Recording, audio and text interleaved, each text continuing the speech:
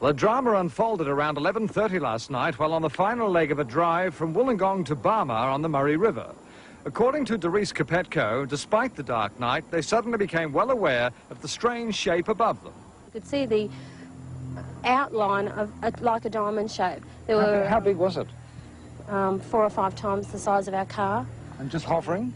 Well, it was moving. It was definitely moving across us quite slowly enough to see. Making any noise at all? No noise at all. Today, while recovering from the shock, they described not only their ordeal, but went on to illustrate to graphic artist Jenny Gillies the object they claimed to have encountered. It had three big lights, a great big light at the front which was red with a small yellow light next to it, and then there were 2 other lights, one on each. They appeared to be on a corner, which was a blue light and a yellow light. According to Doris, a registered nurse, until last night, UFOs were a figment of people's imagination. Her sister Helen, on the other hand, claims to have encountered them before. Oh, I've seen them a couple of times, but... And you don't report them? No. Why? Well, people think it's silly out here. Last night's alleged sightings are being taken very seriously by police and the Royal Australian Air Force. At the centre of the UFO hoo-ha are 2 young police officers from St Kilda. Their response to calls reporting strange lights and a 10-metre cylindrical object hovering over Point Ormond at Elwood led them to this strange burnt patch. It was dark at the time we looked at it, and we were quite curious because quite frequently we get people having bonfires and barbecues here, but as you can quite well see that there's no firewood or anything, and at the time when we checked it at 3 o'clock this morning there was no firewood, so we had to treat it as if something unusual had happened. Constable Dolan says witnesses around St Kilda reported 2 orange lights glowing at either end of the object and a blast of light as it took off. They claim that blast left the strong fuel smell and the burn. Well, in light of what's happened overseas, particularly in the Soviet Union, I'm liable to believe anything at this stage. But the sighting wasn't only made here at St Kilda. Apparently people all round the bay and from as far away as Geelong and Frankston reported seeing strange lights or a strange object in the sky. And that was over a period of more than an hour. Calls to police came from Frankston and Geelong and further down the eastern side of the bay to Sandringham and Brighton, then across to Altona and of course back to St Kilda. Last night's encounter is apparently part of a wave of UFO sightings currently sweeping the world. These shots taken by amateur cameramen over Oklahoma this week show a bright light shooting across the night sky.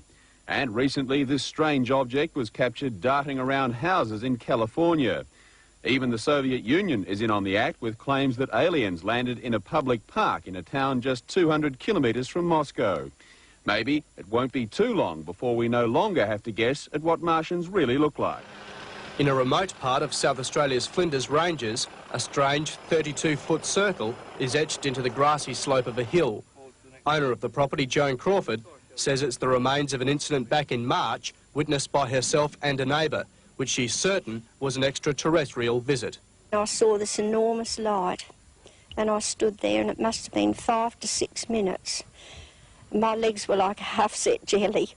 I was so scared. These photographs show the circle and other small patches soon after the incident, but the marks haven't faded. Whatever happened here that night has left an obvious scar on the face of this hill. It's now 7 months after the incident, and while salvation Jane is abundant, where the original marks were, vegetation still refuses to grow. It is dead, the grass is dead, and on those circles there's nothing growing. Jones reported the incident to UFO investigators, but in the meantime, she's at a loss to explain what happened. I told my neighbours and they all laughed at me, bar my grandson Wesley, who thought, well, if we can go to the moon, they can come down here. What is it? It's the stuff of science fiction. Unexplained glowing objects moving in a pitch-black sky, witnessed by 15 students and their 2 teachers. Stars don't do that. What are they? The group was on a 3-day camp at Vivon Bay on the south coast of Kangaroo Island enjoying a bonfire when 5 lights appeared and started moving towards them. They just kept coming and coming, really bright lights, obviously not stars. They got really a lot closer to us. Then they lined up and stayed in formation. According to the students, the objects were more than 50,000 feet above ground level. A plane moved by after, about half an hour after, and it was much, much lower. The students reported their sighting to police and also rang the UFO Society and Air Traffic Control, who couldn't explain the sightings. Some locals say they're not the least bit surprised at what the class witnessed. They believe UFO sightings above the island are on the increase. Well, the last few weeks there's been a few people saying things around town and that, and blokes talking in the pub saying they've seen lights and things. A lady the other day said she was followed in her car. Ironically, the trip to Perth began with a viewing of the movie Gremlins. Just after midnight Monday morning, the Ansett Pioneer bus was taking 25 passengers between Mundrabilla and Madura when a bright light with another small light circling it confronted the vehicle and then followed the bus for 8 kilometres. It seemed to just hover there for a couple of seconds, and I went past it. And I looked in the rear vision mirror, and it came in behind the bus, and then it stayed around about 1 kilometre behind me. And Peter Chapman kept driving but alerted 5 other passengers who were awake. They were stunned and frightened as the glowing 3-metre sphere chased them. In January this year, the Knowles family from Perth claimed their car was buzzed and then lifted into the air by a similar object. Peter Chapman laughed off their claims, but Monday morning's experience has changed his mind. In 4 years of driving this road, he's seen nothing like it. And I didn't believe it in it at all, that's UFO stuff, but I do now. It's totally different. Unfortunately, no passenger could find a camera aboard to capture these few moments on film. It was early morning on the sparse wasteland of the Nullarbor Plain when Faye Knowles and her 3 sons claim they heard an ear-splitting whir as they were chased by a glowing orange object. The Perth family was driving east on the air highway near Mundrabilla, less than 100 kilometres from the South Australian border. Mrs Knowles has told police at Ceduna the egg-shaped UFO landed on their car as they were travelling at over 100 kilometres an hour. It swung the vehicle around before dropping it with such force it blew a tyre. What about the people? Were they harmed at all? Weren't harmed, but visibly shaken up. When the strange object disappeared, Mrs Knowles and her sons Patrick, Sean and Wayne found their Telstar sedan covered in black ash. Truck drivers on the Nullarbor say there have been at least 3 UFO sightings since Christmas. Graham Henley saw the Knowles family at a Mundrabilla roadhouse. He confirmed they appeared shaken and upset. I really couldn't explain it in normal everyday terms, but those people were interfered with by something. And today, support for the bizarre story from another Perth family travelling along the Nullarbor. Massive light. It was very, very bright. I mean, it would have to have a lot of power in those lights to light up the whole area, and the sky was lit above it. It was strange. Bright. It was a strange phenomenon. It was much too bright. As Brad and Cheryl Kerslake were driving home along the Hume Highway near Puckapunyal Army Base last night, they noticed a very large object 20 metres away, hovering silently just above the ground. We said to each other it was at a house with lots of lights. They're crazy, and my husband said, no, it's a spaceship. And I said, don't say that.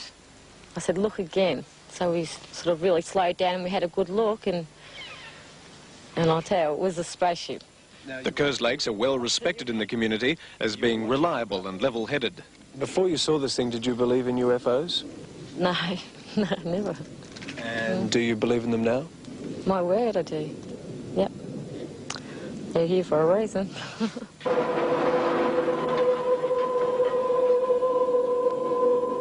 Well, I can actually say that I've never seen them before. I've never experienced anything quite like it before. A close encounter of the second kind in the Great Sandy Desert. Just another UFO story? Not this one. Well, I've seen things that shouldn't be in where they are, you know. But never anything like this? No. Never actually like that, you know. Not at all. 4 separate sightings over a 4-hour period. The first at Lake Gregory, the last at Wolf Creek Crater. Check the map. They're both in the middle of nowhere.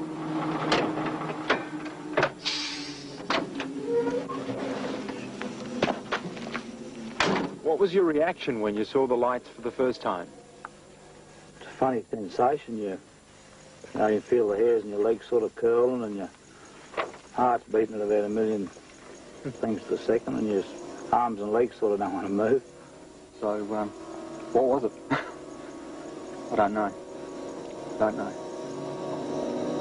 From the first sighting near Lake Gregory, Monty, Wayne and Brett travelled 40 kilometres down the track. They pulled up on the side of the road for a bite to eat. That's when the object appeared yet again, long enough for photographs to be taken. Photographs which have already been proved legitimate. The clearest shot shows the object to be pale blue in colour. It was a cloudy sky with no moon. Both men say the thing had definite shape and form. Over the sizzling snaggers, Monty continues. And next thing, this thing's there again. Well, that's when I got the shot of the truck, you know. And well, there was this rumbling noise, just sounded like a car at high speed coming over corrugation, you know. And there was no cars. And then we stepped back from the fire, and then this thing was sitting there. Virtually right on top of you? Yeah, on the truck. By day, Monty runs a taxi service around Kununurra. He's well known in the area and cares little for outsiders' opinions. What about the people who say they're just a couple of guys who've lived in the bush too long? I guess you've had a few of them too. Yeah, that's the old story, isn't it, you know? Been out the scrub too long, yeah. You don't go with that one, of course. No. The Kimberley Echo was the first paper to print the photos. James O'Kenny, who runs the torrid tabloid, is also well known in these parts. A straight shooter, you betcha. Some of which I discount. Would there be any reason to doubt what Monty and Wayne are saying? Well, I'm always a bit sus, being in the same game as you, being in the media business, but I made it very plain to them, and you know, I'm involved with them. They do a lot of work for me, and otherwise, I said, if you make a fool of me, look out. The third member of the trio, Brett Rogers, was so shaken he refused to leave the truck while the object hovered overhead. But it wasn't just the sight and sound that made the skin crawl. The funny part about it was, from when we had tea until the last time we'd seen it, we started off again. We had no two-way contact, nothing. Like we were blaming one another's two-way for breaking down, you know. It was virtually on the ground at the first sighting. And it was there until Monty took that last photograph, and then it appeared to move off. And Monty got back in the truck and said to me on the radio, he said, "What happened to the lights? They've gone out." And from the photograph, that last photograph he took, the actual thing was actually off the ground.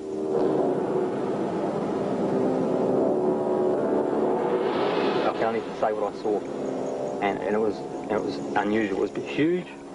And I can't explain it.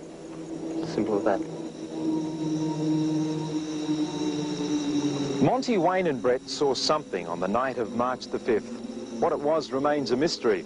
It'll probably stay that way forever. The skeptics will write it off. The fanatics will write it down in the record books.